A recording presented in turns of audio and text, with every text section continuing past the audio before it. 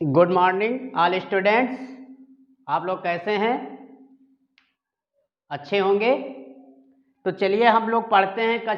कल उसमें जड़ोल मिट्टी, काली मिट्टी, लाल मिट्टी रह गया था। उन सभी के बारे में थोड़ा थोड़ा सा जानकारी प्राप्त करते हैं। ठीक है, तो मिट्टी के प्रकार 8 प्रकार की थी मिट्टी। तो आइए हम लोग पढ़ते हैं। जलोढ़ मिट्टी क्या है? जलोढ़ मिट्टी। अब इसके बारे में हम लोग क्या करते हैं, जान लेते हैं कि जलोढ़ मिट्टी क्या है। तो जलोढ़ मिट्टी, यह मिट्टी भारत के लगभग 24% हिस्सों पर पाई जाती है। क्या है? यह मिट्टी भारत के 24% हिस्सों पर पाई जाती है। ठीक है, कितने हिस्सों पर पाई जाती है? 24% पर। ठीक है, और यह मिट्टी क्या, इस मिट्टी में सर्वाधिक महत्वपूर्ण मिट्टी है। भारत की यह मिट्टी सर्वाधिक सबसे महत्वपूर्ण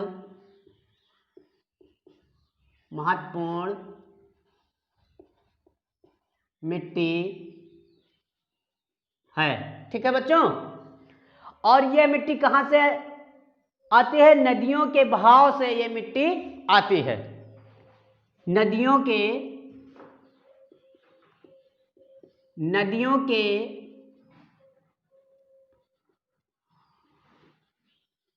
बहाव से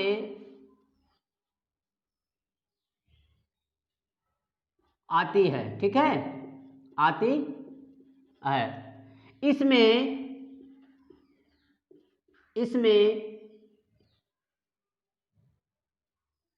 इसमें पोटाश की मात्रा, क्या होता है? पोटाश की मात्रा, क्या होता है? पोटाश की मात्रा अधिक पाई जाती है। क्या होता है इसमें? पोटाश की मात्रा अधिक पाई जाती है। ठीक है बच्चों, तो ये हो गया जड़ोल मिट्टी, जड़ोढ़। ठीक है, अब इसके बाद आता है काली मिट्टी। क्या आता है? काली मिट्टी। तो काली मिट्टी के बारे में थोड़ा सा पढ़ लेते हैं। काली मिट्टी भारत की स्थानीय मिट्टी से सबसे अलग मिट्टी होती है। क्या है? यह मिट्टी भारतीय मिट्टी से, एक मिनट, हेडिंग नहीं डाली मैंने। नंबर दूसरा है काली मिट्टी। ठीक है, काली मिट्टी क्या है? यह मिट्टी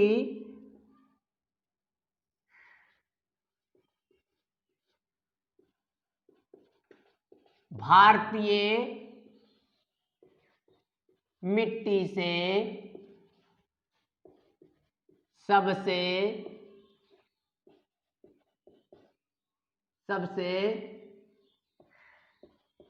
अलग मिट्टी है। क्या है? अलग मिट्टी है। ठीक है, ये आप लोग समझे। ठीक है, और इसे भी क्या कहते हैं? रेगुर भी कहा जाता है। इस काली मिट्टी को क्या कहा जाता है? रेगुर भी कहा जाता है। इस मिट्टी का दूसरा नाम क्या है? रेगुर। ठीक है बच्चों, और इसमें पोटास, ह्यूमस और नाइट्रोजन की कमी होती है। इसमें पोटास, ह्यूमस और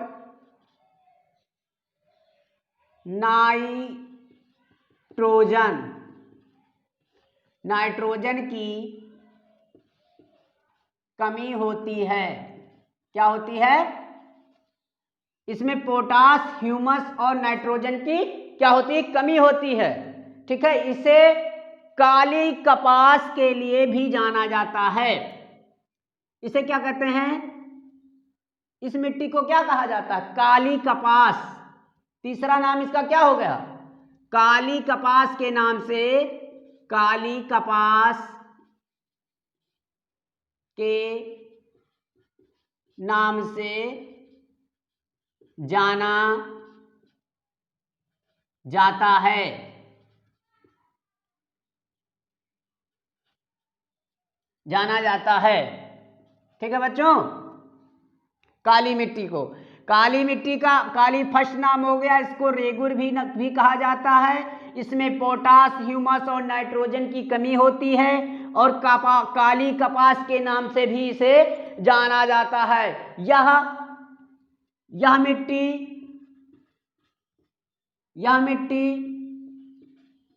महाराष्ट्र,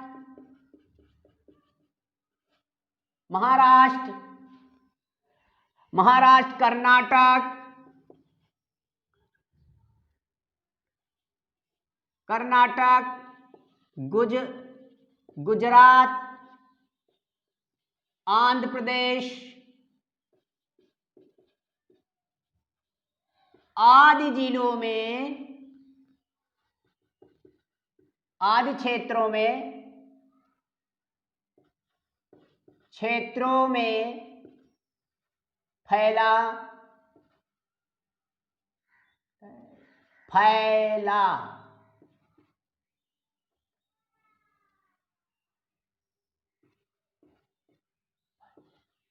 फैला हुआ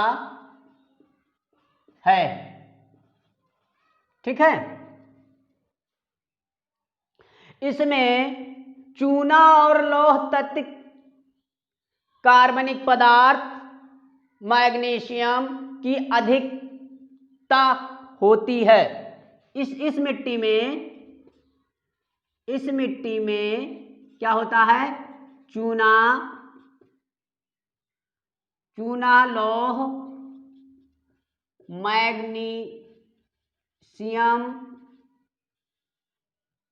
की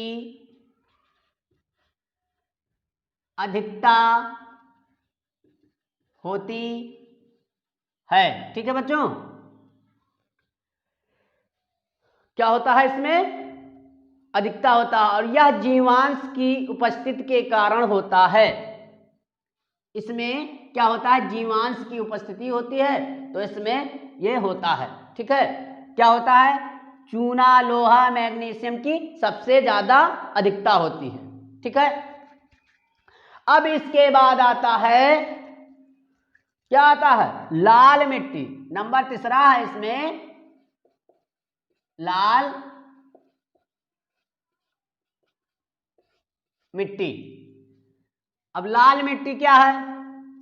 लाल मिट्टी पीली तथा चॉकलेटी रंग की होती है। लाल मिट्टी क्या होती है? पीली तथा चॉकलेटी रंग की होती है। इसमें सूक्ष्म और तरल जलवायु चट्टानों की टूटने फूटने से बनती है। क्या होती है? यह मिट्टी क्या होता है? यह मिट्टी पीली चॉकलेटी रंग की होती है। ठीक है बच्चों, और इसका निर्माण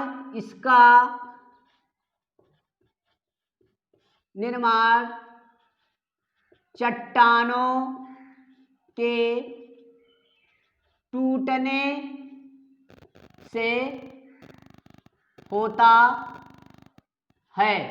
ठीक, किसके टूटने से? चट्टानों के टूटने से इसका निर्माण होता है।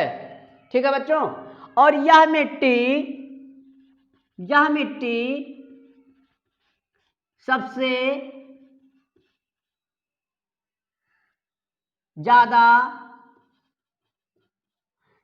ज्यादा महत्वपूर्ण होती है। किसके लिए? कपास के लिए। किसके लिए? कपास, गेहूं होती है। किसके लिए? कपास, गेहूं और जौ। कपास, गेहूं, जौ मोटे अनाज के लिए सबसे अधिक ये में लाल मिट्टी उपयोग में लाई जाती है।